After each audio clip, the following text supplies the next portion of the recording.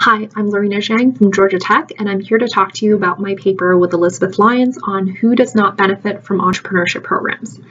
So the motivation for this paper is that there is significant public and private resources spent on entrepreneurship training, and yet we still have very little consensus on whether these entrepreneurship programs work, if entrepreneurial skills are teachable, and if so, for whom do these programs have the most impact.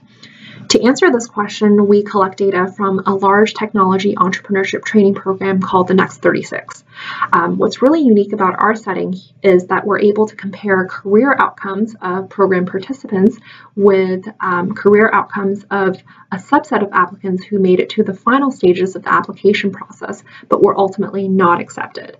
So in other words, we look at whether observationally similar applicants that differ in whether they get into the program also differ in the likelihood that they pursue entrepreneurship after the program. So what do we find? We find that participation in the program is correlated with an increase in the likelihood of subsequent entrepreneurial activity, but this effect is not uniform across participants.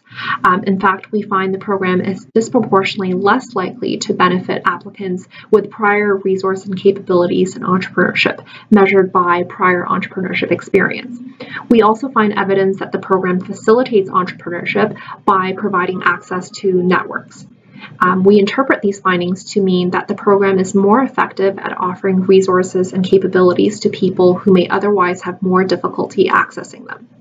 So these results are consistent with our companion piece in the American Economics Review Papers and Proceedings paper, where we find that the program has a significantly larger effect on female and non-Caucasian participants compared to their male and Caucasian counterparts. And this is because female and minority participants often face more barriers in accessing resources like networks in the absence of the program. In fact, we find that the benefits of the program disappears completely in the long run for male and Caucasian participants, likely because they're able to accrue the benefits of the program even in the absence of the program. So in summary, this paper does three things. First, we look at for whom entrepreneurship programs have the most effect. Given the increasingly competitive landscape for entrepreneurship programs, it's increasingly important to understand where and for whom these programs have an effect beyond whether they promote entrepreneurship on average. We think our results have implications for program strategies. For example, they suggest that program strategies depend on the goal of the program. So does the program want to create entrepreneurs from scratch based on a set of observable characteristics like motivation, teamwork, passion for entrepreneurship, or does the program want to develop existing entrepreneurs that have already demonstrated a set of entrepreneurial capabilities? Our results also have implications for applicants who are deciding whether to invest their time and firm equity into these programs based on their existing skills in entrepreneurship. The second thing we offer in this paper is that we look at multiple entrepreneurial outcomes for a population of participants that are most likely to generate large returns from entrepreneurship education.